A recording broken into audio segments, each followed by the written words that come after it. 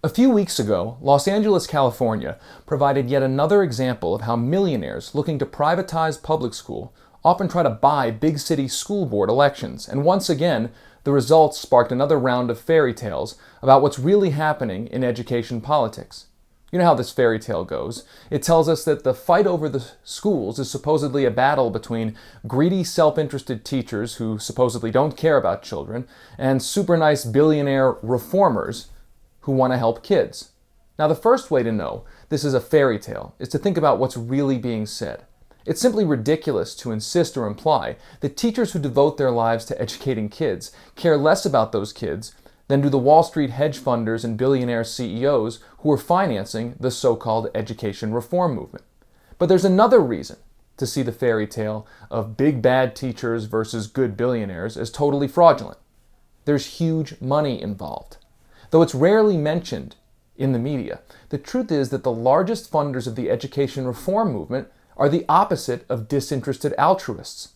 They're cutthroat business people making financial investments in a movement that's less about educating children than about helping education reform funders make a lot of money for themselves. In that sense, these reformers are the equivalent of any industry leaders funding a front group to try to secure profitable legislation. The only difference is that when it comes to education reform, most of the political press doesn't mention the potential financial motives of the funders in question.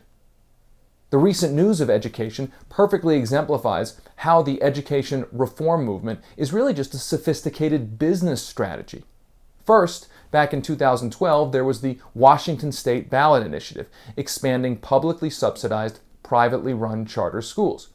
As the Seattle Post-Intelligencer, the local paper there, reported at the time, the initiative was underwritten by Amazon and Microsoft. This was part of Microsoft's larger education reform push through the massive foundation of company founder Bill Gates.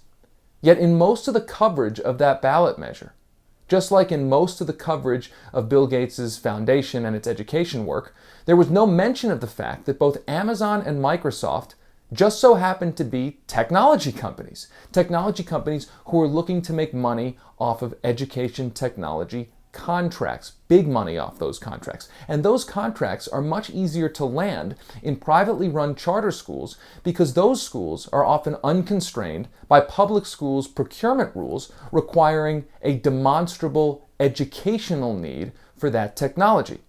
This is why studies show that charter schools often spend so much more on administration and business services than do their public school counterparts, and those charter schools often deliver worse educational results. Though it's rarely mentioned in the political coverage of education, that extra spending for charter schools on administration often benefits tech companies like Amazon and Microsoft. Then, as I just mentioned before, there was the high-profile Los Angeles school board race. The anti-public school reform slate was backed by a $1 million contribution from billionaire Michael Bloomberg, who's been making similar contributions to other such campaigns across the country. Somehow, few bothered to mention that this is the same Michael Bloomberg who owns a massive information technology company that seems well-positioned to break into the education technology business. Keep that in mind, business. Now, in that same Los Angeles race, the Los Angeles Times reported that News America Incorporated donated $250,000 to the anti-public school slate. That's the same News America that's the for-profit education technology arm of Rupert Murdoch's News Corporation. It's the same News America that was recently trumpeted in the New York Times for rolling out an expensive tablet, quote, that will be targeted at middle school children. That is, if that company can convince school board candidates that it underwrites to divert money away from hiring teachers and into News America's coffers, into Rupert Murdoch's coffers. Of course, if the technology industry's attempts to make money by putting expensive technology in the classroom was also a proven way to improve education, then the education reform movement might seem a bit less odious. But that's not the case in education so far. As the New York Times exhaustively documented in a big expose about this, reformers have convinced schools to spend, quote, billions on technology, even as they cut budgets and lay off teachers, with little proof that this approach is improving basic learning. Education results, though, don't seem to matter to the moneyed interests behind the education reform movement. Profits do. and the potential profits for their businesses are enormous.